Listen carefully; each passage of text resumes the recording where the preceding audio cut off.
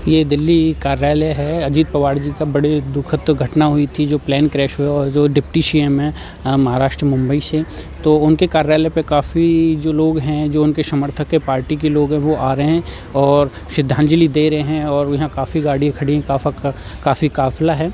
तो ये दिल्ली का कार्यालय है। मैं आपको बताना चाहता हूँ, जब भी अजीत पवार जी आते हैं तो अपने पार्टी के कार्यालय में आते हैं, अपने लोगों से मिलते हैं जो पार्टी के कार्यकर्ता हैं और उनसे बातचीत करते हैं। जब भी उनको दिल्ली आना होता है तो सबसे पहले वो कार्यालय आते हैं, पार्टी के कार्यालय आते हैं, फिर वहाँ के जो लोग हैं, ऑफिस हैं, उनसे बातचीत करते हैं। करो उधर देखो। हाँ ठीक है, फोटो की तरफ, फोटो को देख के फोटो को देख के।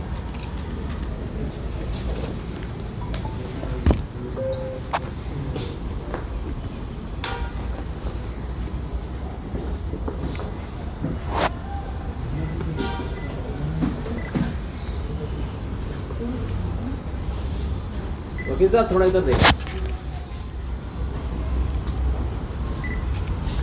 पार्टी कार्यालय दिल्ली पर हैं, लोगों की आंखों में नमी है, भावुक है।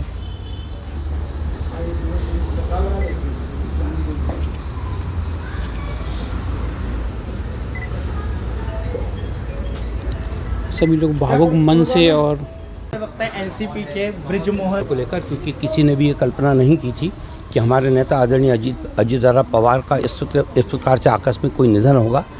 पूरे कार्यकर्ता खाली दिल्ली में ही नहीं, भारत में जहाँ जहाँ राष्ट्रवादी कांग्रेस पार्टी का कार्यकर्ता सभी दुखी हैं और सभी जगह उन श्रद्धांजलियाँ अर्पित की जा रही हैं। सभी जगह लोग इकट्ठे हैं और बहुत दुखी हैं।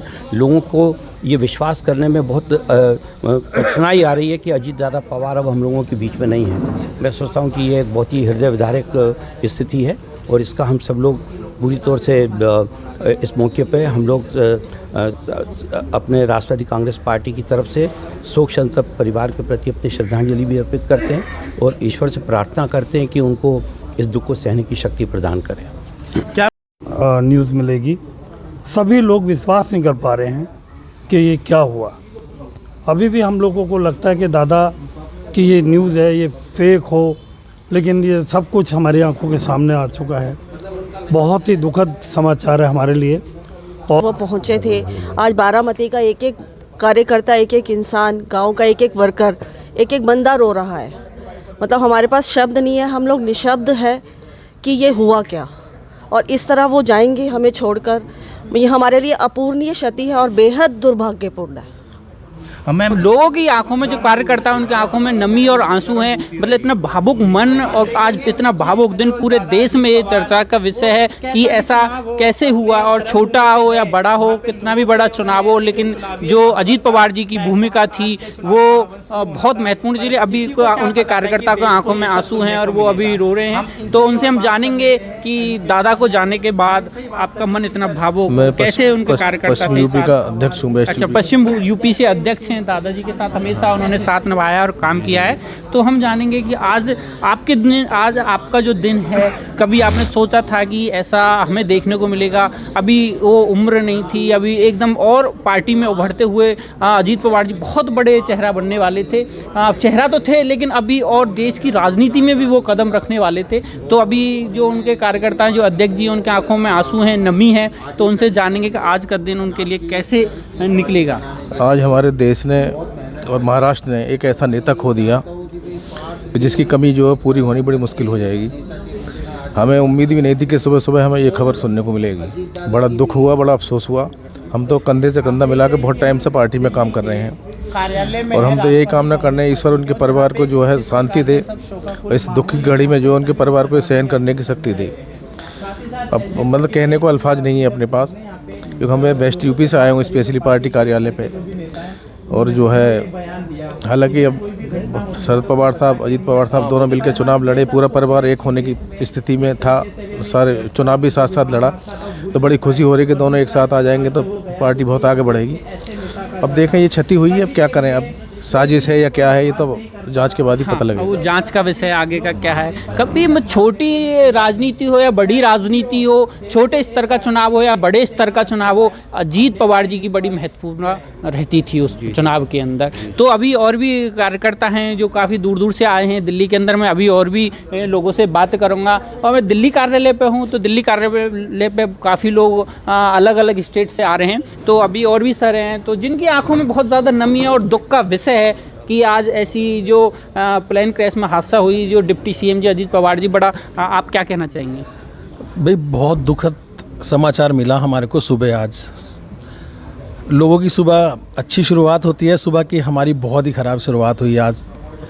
ऐसा न्यूज़ मिलना, ऐसी खबर मिलना दूर दूर तक सोचा नहीं था। हम तो प्लानिंग कुछ और कर रहे थे। वो कहते हैं ना, कुदरत की बात है कि प्लान तुम कर रहे हो, उसकी प्लानिंग कुछ हो रही होती है। तो हमारे को कहीं से कहीं तक नहीं लग रहा था कि हमारे को ऐसी प्लानिंग मिलेगी ऊपर वाले की तरफ से। साया चला गया हमारा, इससे ज़्यादा क्या कहें। आगे के पार्टी को संभालने वाला या पार्टी को आगे विस्तार देने वाले, तो पार्टी के जो कार्यकर्ता हैं उनका दिल तो टूटता ही है, लेकिन ज़मीन भी नीचे से निकल जाती है। इतनी बड़े स्तर की बड़ी पार्टी है और एकदम से अचानक से जो मुखिया हैं पार्टी के वो चले जाते हैं, तो उसके बाद उसको संभालना बड़ा मुश्किल हो जाता है। बिल्कुल बिल्कुल। इसीलिए तो अभी हम लोग ये टिप्पणी नहीं कर सकते हैं कि कौन संभालेगा, क्या करेंगे, क्योंकि ये तो ऊपर, अभी मैडम ने बोला ना कि ऊपर आला कमान का काम है ये। अभी फ़िलहाल तो ये है कि अभी हम तो इस शॉकिंग न्यूज़ से बाहर नहीं निकल पा रहे हैं। ये तो सब बात की बातें हैं कि कौन संभालेगा, क्या होगा, देखेंगे। अभी और भी मेरे साथ पार्टी के कार्यकर्ता हैं, मैं उनसे भी जानूंगा कि आज का क्या, आज आप आए हो, दिल्ली में आए हो, सुख, उनसे मेरी बात हो चुकी है। आप क्या कहना चाहोगे? देखिए जी, हमारा को शोक की एक लहर चल रही है इस टाइम। जो इस सुबह न्यूज़ आई तो ये हमारे लिए एक धमाके से कम नहीं था। ये इतनी ज़बरदस्त बुरी खबर थी हमारे लिए। पूरा प्रदेश और पूरा हिंदुस्तान हिल गया, क्योंकि ये बड़े कदावर नेता थे। ये ऐसे मामूली नेता नहीं थे और इनकी सूझबूझ, पॉलिटिकल सूझबूझ हाईएस्ट डिग्री की थी। और ये हमेशा महाराष्ट्र, खासकर महाराष्ट्र के उसमें सक्रिय रहे हैं और वहाँ का माहौल, वहाँ की हुकूमतें इनके मिलने से, इनके सूझबूझ से ही बनती थी और वो सिलसिला चालू था। और पूरे देश में एनसीपी का परचम लहराने में ये काम कर रहे थे, जिसमें ये कामयाबी भी मिल रही थी। हमें कहीं स्टेटों में कहीं कामयाबियाँ मिली, पॉलिटिकल कामयाबी, जो हम पहले सोच भी नहीं सकते थे। तो हमारा लेवल पॉलिटिक्स में और पार्टी का ये बहुत ही हाइट पे ले जा रहे थे और प्रोग्राम दे चुके थे।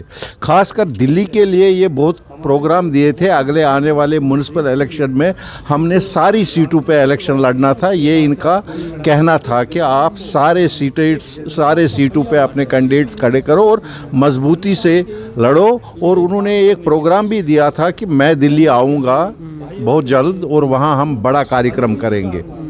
तो हमारे साथ वकील साहब भी हैं, उनसे भी हम बातें करेंगे कि आज का दिन आपके लिए बड़ा दुख का दिन है, सबके लिए ही है, लेकिन आप क्या अपने विचार रखेंगे? देखिए, आज सुबह सुबह ऐसी न्यूज़ मिलना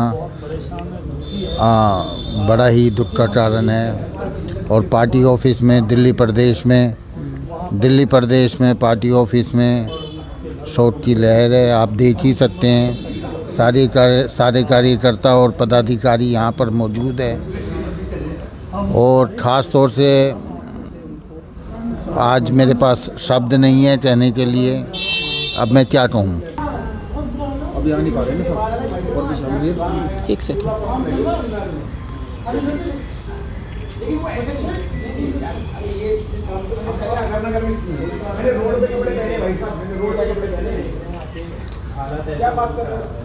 रोड पे कपड़े पहने मैंने, लोग हंसते थे, नेता